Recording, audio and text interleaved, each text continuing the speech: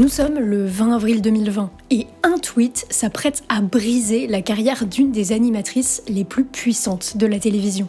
Hélène DeGeneres, adulée pendant des années, est accusée d'être en privé une personne odieuse et pire, d'offrir des conditions de travail toxiques. En quelques mois, son image s'effondre et son émission s'arrête même un an plus tard. Et ce n'est pas la seule à connaître une telle trajectoire. James Corden, en 2022, se voit visé par une simple accusation de comportement déplacé dans un restaurant qui devient viral. Sa réputation est immédiatement endommagée et lui aussi arrête son émission l'année suivante. Et puis à côté de ça, il y a Oprah Winfrey. Là où les figures télé semblent de plus en plus vulnérables, Oprah, la reine du petit écran, semble intouchable. Et pourtant, ce n'est clairement pas les controverses qui manquent autour de sa personne. Parfois, ce sont simplement des questions en interview qui interrogent, comme celle avec Michael Jackson où Oprah insiste sur des questions liées à sa vie intime face à un artiste visiblement très mal à l'aise.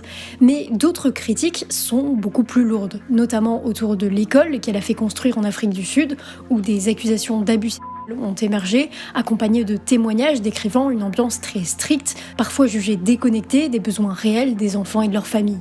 Et puis, il y a aussi ses fréquentations, notamment avec certaines figures puissantes d'Hollywood, comme Weinstein et Didi.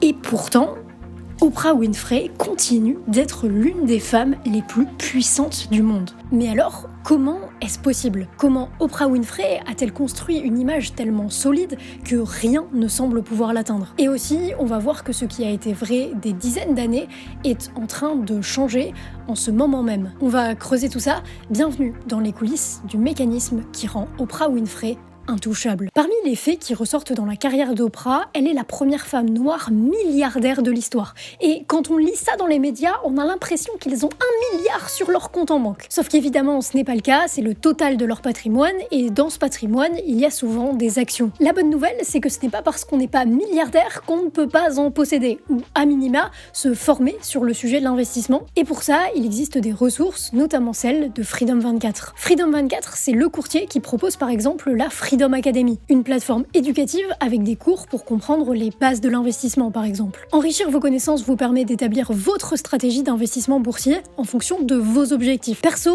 j'ai une stratégie basico-basique mais qui match avec mes objectifs. D'un côté des ETF classiques, MSCI World, tout ça, et de l'autre des actions individuelles comme Apple via un CTO, donc un compte titre, produit proposé par Freedom 24. Via leur CTO, vous avez un choix de milliers d'actions et d'ETF, donc toutes les stratégies sont possibles, et en ce moment, ils proposent une promotion pour tous nouveaux clients. 0% de commission sur les actions et les ETF jusqu'au 31 août 2026 pour toute ouverture de compte et premier versement. D'ailleurs, si vous investissez dans le Nasdaq, sachez que la maison mère de Freedom 24 est cotée au Nasdaq et Freedom 24 a des bureaux un peu partout dans le monde, notamment à Paris. Il va sans dire qu'en tant que courtier, ils sont extrêmement surveillés, d'une part par la CISEC, mais aussi ils suivent évidemment les réglementations européennes, dont le MiFID II, et vos fonds sont protégés par la législation européenne. Donc, si vous souhaitez commencer à investir et faire grandir votre patrimoine, rendez-vous sur Freedom 24, il y a un lien en description, et je vous précise 2 petits détails techniques. Il vous faudra votre carte d'identité pour créer un compte, ne vous en étonnez pas, c'est la procédure classique, malgré ça l'inscription reste rapide, et il y a un service client qui répond en français et en moins de 15 minutes, et ce CTO est considéré comme un compte à l'étranger, donc n'oubliez pas de le déclarer comme tel aux impôts.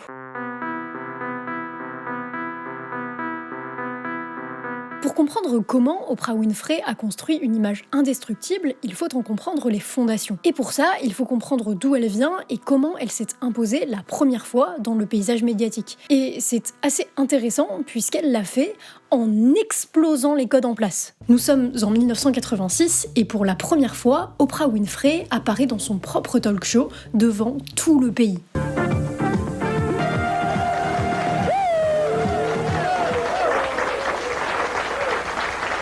Évidemment, le fait qu'elle soit une femme noire à la télévision nationale fait déjà d'elle un ovni pour l'époque. Mais en réalité, c'est loin d'être la seule chose qui la rend différente. Déjà, très tôt, elle possède ses propres moyens de production. Dès 1998, soit 2 ans après le lancement national du Oprah Winfrey Show, elle rachète les droits avec sa boîte de prod et devient propriétaire de ses plateformes. On en reparle plus tard, mais ça va avoir une importance cruciale dans la gestion de son image. Mais avant ça, et avant tout, Oprah construit une relation unique pour l'époque avec son public. Son talk show ne réinvente pas la roue sur le principe. Elle invite au départ des anonymes aux histoires personnelles intéressantes et les laisse se confier devant la caméra. C'est exactement ce que fait son concurrent Phil Dunaway depuis quelques années déjà. Sauf qu'Oprah, au contraire de Phil, est empathique. Là où à l'époque les animateurs sont parfois distants, même un peu moqueurs, sarcastiques, Oprah, elle, essaie véritablement d'écouter et de comprendre les personnes qu'elle interviewe, au point que c'en est même l'argument principal pour vendre son émission. Oprah vous comprend. See why it's so easy to get involved with Oprah. People tell Oprah what they feel. Just because of his drinking, I'll never forgive him. And Oprah understands. Sauf que comprendre, c'est pas suffisant. Très vite, Oprah s'inclut elle-même dans ses émissions et se confie très personnellement sur son passé. Passé qui n'est pas joyeux. Oprah a grandi dans une très grande pauvreté auprès de sa grand-mère les premières années de sa vie. Elle déclare avoir été abusée sexuellement par plusieurs membres de sa famille dès l'âge de 9 ans et à 14 ans, elle tombe enceinte, son enfant naît prématurément, puis décède quelques semaines plus tard. Pas le contexte idéal pour grandir a priori, sauf que le fait de dévoiler ses propres blessures publiquement, émission après émission, la rend attachante aux yeux du public. Mais plus que ça, elle la rend accessible. Ça devient même tout son capital médiatique. Elle est l'amie du grand public, soit de dizaines de millions de téléspectateurs qui la regardent chaque jour en se sentant compris et en se sentant proche d'elle. Avant, il y avait les artistes d'un côté, reconnus avant tout pour leur talent, et les visages de la télévision de l'autre. Oprah, elle, invente une nouvelle catégorie, celle d'une star dont la vie est le produit. Quelque part, c'est la première influenceuse. Et son image est solide. Mais très vite, celle-ci va être confrontée à une série de chocs, mais qui, au lieu de l'éroder, va la consolider. Début 2007, Oprah célèbre l'ouverture de son école en Afrique du Sud, destinée à scolariser des adolescentes de 13 à 18 ans. Pour construire celle-ci, elle a dépensé 40 millions de dollars. Et à l'époque déjà, cette somme pose un peu question sur le choix d'Oprah Winfrey, qui a construit une école assez luxueuse. Certains lui reprochent de ne pas avoir construit plus simple, mais pour plus d'étudiantes. Cependant, Oprah défend son choix, avec un vrai argument qu'on peut résumer par l'exposition à l'ambition. L'idée d'Oprah, c'est de créer un espace certes sélectif, mais qui offre de vraies opportunités aux étudiantes pour qu'elles prennent conscience qu'elles sont vraiment capables de faire des choses. Malheureusement, seulement quelques mois après l'ouverture de l'école, elle est entachée d'un scandale de violence sexuelle. L'une des surveillantes du dortoir est accusée de violences physiques et sexuelles envers les jeunes filles. Elle plaide non coupable et 2 ans plus tard, elle est finalement acquittée. Le juge déclare que les témoignages des élèves n'étaient pas concordants. Sauf que niveau image, pour un projet humanitaire, ça aurait pu être destructeur. Encore une fois, ça touche à un sujet extrêmement sensible et sacré, les enfants. Et ça, Oprah le sait bien. Évidemment, ce n'est pas de sa faute personnellement. Cependant, ça engage pleinement son image. Oprah sait qu'elle ne peut que s'engager. Et c'est ce qu'elle va faire. Elle endosse la responsabilité morale du problème. Elle prend la décision dans la foulée de l'annonce de virer évidemment l'accusée, mais aussi la directrice de l'école, qui l'attaquera d'ailleurs en justice pour diffamation, et elle se rend directement sur place pour s'excuser auprès des parents d'élèves. Oprah en profite aussi pour rappeler qu'elle aussi a été victime de ce genre d'abus, que c'est inacceptable, et elle propose même aux étudiantes une ligne pour la joindre directement, ce qui est rapporté par les médias. Bref, là où le scandale aurait pu atteindre son image, le rapport s'inverse. Oprah n'est plus le problème ou une partie du problème, elle est la solution. Mais bon, même si cette affaire est très grave, quels que soient les faits qui sont avérés ou non, Oprah, factuellement, n'y pouvait pas grand-chose. Ce n'était pas de son fait, ce ne sont pas ses actions. Mais certaines choses la touchent d'un peu plus près.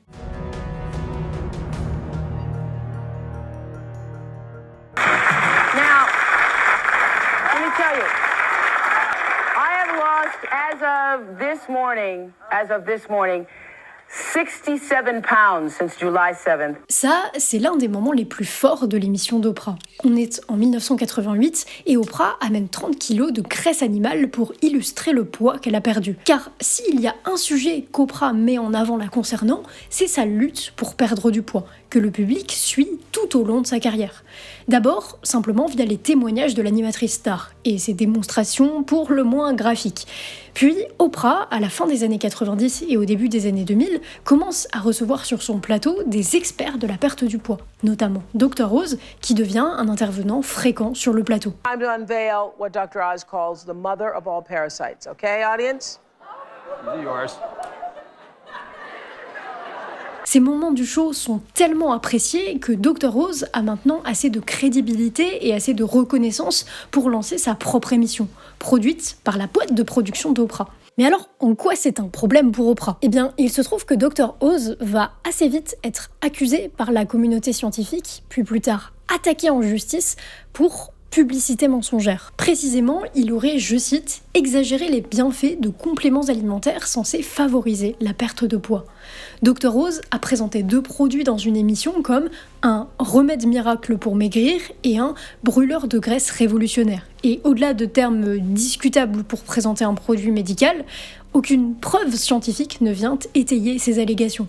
Dr Oz paiera donc 5,25 millions de dollars dans le cadre d'un recours collectif. Encore une fois, ce n'est pas Oprah directement la source des ennuis. Mais en réalité, l'accusation qui la concerne va plus loin que Dr Oz. Au cours de sa carrière, Oprah a mis en avant différentes figures scientifiques controversées, comme Dr Phil, un autre expert sur la perte de poids qui lui aussi n'est pas jugé très pertinent scientifiquement, ou encore John of God, un chirurgien psychique. Il soigne des maladies graves gratuitement en faisant des interventions spirituelles.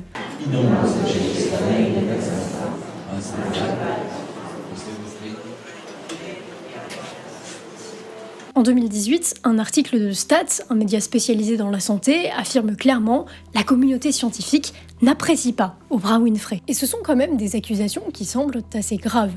Sauf qu'Oprah a une réaction assez intéressante par rapport à ça. D'abord, elle réagit rarement frontalement aux polémiques en elle-même. Elle se contente principalement de ne rien dire. Mais ce n'est pas tant ça qui la protège. Ce qui la protège, c'est qu'elle adopte une posture particulière. Oprah ne prétend pas diffuser la vérité. Elle ne prétend pas la détenir. Elle est juste là pour, selon ses termes, poser des questions auxquelles les gens veulent des réponses. Elle n'a jamais promis d'avoir raison, presque au contraire, elle promet de partager des expériences. Mais dans cette position, est-ce qu'on peut vraiment reprocher à quelqu'un qui ne prétend pas avoir raison d'avoir tort ? Oprah n'est pas une experte et elle l'assume. Ce qu'elle veut, c'est présenter des pistes et donner la parole à tout le monde. Vous pouvez ne pas être d'accord avec cette idée, ce serait votre choix. Mais toujours est-il que ça reste un débat, pour lequel il n'y a pas de vérité absolue. Et en parlant de vérité, je ne veux pas que ma question sonne étrange à vos oreilles, mais qui détient la vérité ? C'est devenu deep, très vite. Je vous pose cette question parce que les infos qu'on a sur Oprah, elles viennent de 2 canaux.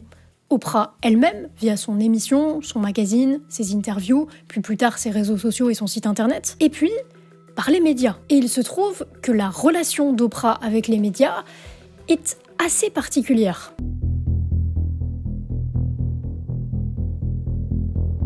Le 17 avril 2010, The Guardian sort un article appelé « Le monde secret d'Oprah Winfrey ».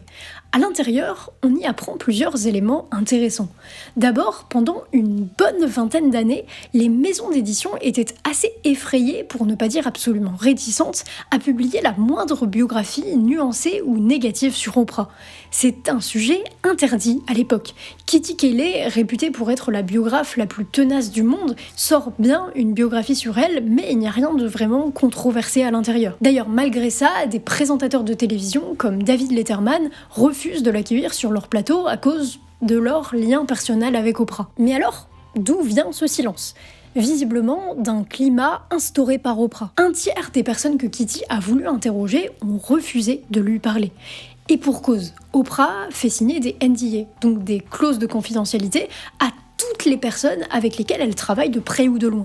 Ces clauses sont parfaitement légales et à vrai dire assez courantes dans les milieux professionnels, notamment à la télévision. La seule différence, c'est qu'Oprah en a fait une véritable arme. Pourquoi ? Parce que depuis le début, ce qu'elle veut et ce qui fait qu'elle réussit autant, c'est qu'elle est en contrôle. Elle est en contrôle des plateformes sur lesquelles elle s'exprime. Elle est propriétaire de son show, de sa propre chaîne de télévision, de son magazine. Elle a son propre club de lecture, mais elle a encore plus que ça. elle a le contrôle du narratif. Elle a en quelque sorte le contrôle de ce que les médias, les biographes et les curieux qui voudraient mettre le nez dans ses affaires racontent sur elle. Et ça, elle n'hésite même pas à le montrer. L'exemple le plus frappant, c'est avec Apple. En 2024, Apple TV demande à Kevin McDonald de réaliser un documentaire retraçant le parcours et la carrière d'Oprah avec l'accord de celle-ci. Sauf qu'une fois le film entièrement réalisé, Oprah dit non. Elle annonce être déçue du rendu final, alors elle le rachète et ne l'a jamais sorti. On n'a pas vraiment plus d'explications sur le pourquoi. Et pourtant, cette anecdote est significative. C'est la dernière étape pour construire une image indestructible, contrôler de bout en bout le récit. Aucune polémique ne peut ruiner votre image si c'est vous qui maîtrisez la manière dont elles sont racontées, dont elles sont cadrées quelque part. Mais, je vous l'ai dit en introduction, un élément est en train de changer la donne. Et cette fois-ci, Oprah n'a pas le contrôle. Pas le contrôle du tout.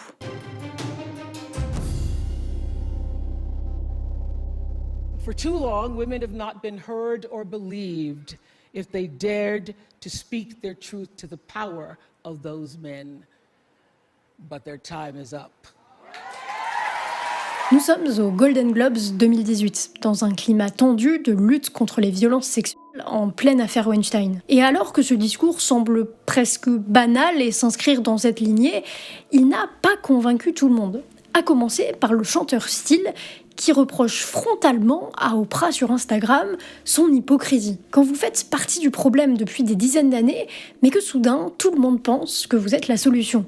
Vous aviez entendu des rumeurs. Ah oui, j'oubliais, c'est vrai. Vous aviez entendu des rumeurs, mais vous n'aviez pas idée qu'ils s'en prenaient en série aux jeunes actrices avec des étoiles plein les yeux, qui ne se doutaient pas de ce qui les attendait. Autant pour moi. Et en effet, les fréquentations d'Oprah, notamment avec le milieu d'Hollywood, commencent à lui poser un certain problème. Même si elle nie, évidemment, être au courant de quoi que ce soit, ou encore pire, être impliquée. I have never been near a puff party. Never been near. Ah oui, et aussi, il n'y a pas qu'Hollywood. Vous vous rappelez de John of God, le chirurgien psychique? Il s'avère qu'il a été condamné pour viol sur 4 femmes et il est accusé d'avoir agressé sexuellement une centaine de personnes. Encore une fois, ce ne sont pas les actions d'Oprah elle-même au cœur du sujet, mais ça fait 3 relations publiques, qui plus est, avec des figures toutes les 3 condamnées, d'ailleurs les 3 pour des questions d'abus sexuels. Mais alors, pourquoi est-ce que ça toucherait l'image d'Oprah particulièrement maintenant, alors qu'elle a traversé les années 90, les années 2000 et même une grande partie des années 2010 sans vraiment de soucis? Eh bien, ce qui a changé là, pour elle, c'est le contexte. À partir de 2017, le climat anti-élite, une hausse de la défiance du grand public envers les élites politiques et médiatiques, ne cesse de s'accentuer. Et ça joue en sa défaveur. L'une des marques de cette hausse de défiance et tout simplement du changement d'époque se déroule en 2023. Des incendies d'une rare violence ravagent Maui, une île de l'archipel d'Hawaï où Oprah possède une maison. À la suite de ces incendies, Oprah, accompagnée de Dwayne Johnson, annonce l'ouverture d'un fonds pour aider les personnes affectées par ces incendies. Le problème, c'est que ça, auprès du public, ça passe pas. Aux yeux des réseaux sociaux, des milliardaires demandent à la classe moyenne de financer quelque chose que, selon les gens toujours, ils pourraient payer eux-mêmes pour aider tout le monde. Dans la réalité, Dwayne et Oprah avaient mis 10 millions de dollars de leur poche dans le fond, avant même que quiconque ne leur demande. Mais ça n'a pas vraiment calmé l'ardeur d'Internet. Et à la suite de cette petite vidéo, plein de théories ont émergé.